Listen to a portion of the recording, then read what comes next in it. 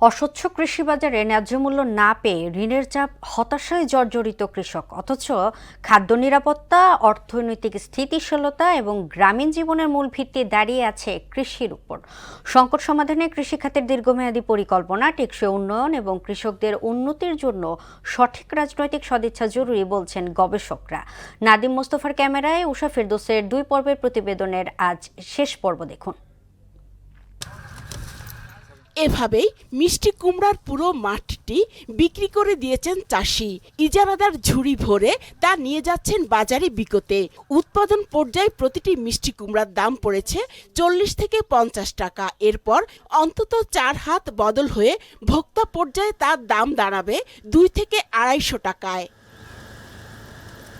সংরক্ষণের সুবিধা না থাকায় ফসল কাটার মৌসুমে সবাই একযোগে তা বাজারে আনেন, ফলে স্বাভাবিকভাবেই তার দাম পড়ে যায়। যুগ যুগ ধরে এভাবেই ন্যায্য মূল্য বঞ্চিত কৃষক। এটার দাম আছে 80 টাকা, এটার দাম আছে 70 টাকা, এটার দাম আছে 30 টাকা, এবার মনে করেন 50 টাকা। পেঁপের দাম যায় 20 থেকে 25 টাকা। আমাকে ঠগাইয়ে তারা নাপ করে।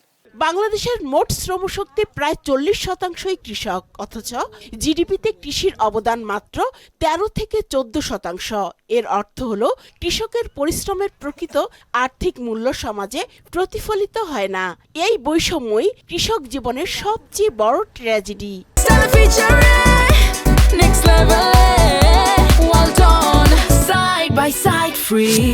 খেত ধরে বিক্রি করি, এটা ব্যাপারীর কাছে বিক্রি করি, ব্যাপারী ঢাকা নিয়ে যায়, কত জায়গায় জায়গায় নিয়ে যায়। বাজার দরটা এখানে মূলত দালাল সম্পন্ন চক্রান্ত হয়, এটা দেখলেই ঠিক হয়ে যাব। গাড়ি আছে, আবার লেবার আছে, এগুলা টাকা পয়সা দিনু বেশি পরিমাণে মালের দাম, ওইটা তো মালের পরই আসবো।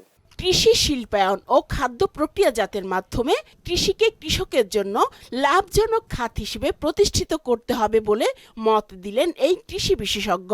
কৃষকের মাঠ থেকে যে লাউটা রওনা দিবে ট্রাকে করে, সেটা নির্দ্বিধায় কোনো রকমের চাঁদাবাজি বা কোনো রকমের টোকেন দিয়ে কোনো জায়গায় সরাসরি কারণ বাজারে চলে আসবে, তাহলে দেখবেন একদম দাম কিন্তু নিয়ন্ত্রণের মাঝে চলে আসবে।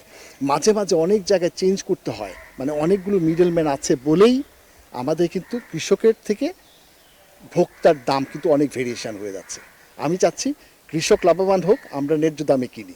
কৃষি পণ্যের ন্যায্য দাম নিশ্চিতে সরকারকে কার্যকর পদক্ষেপ নেওয়ার আহ্বানও জানান তিনি।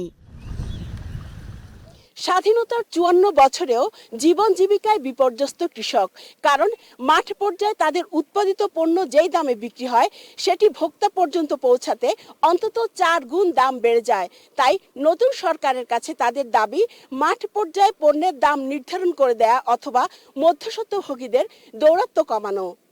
উষা ফেরদৌস, মোহনা সংবাদ, ধামরাই।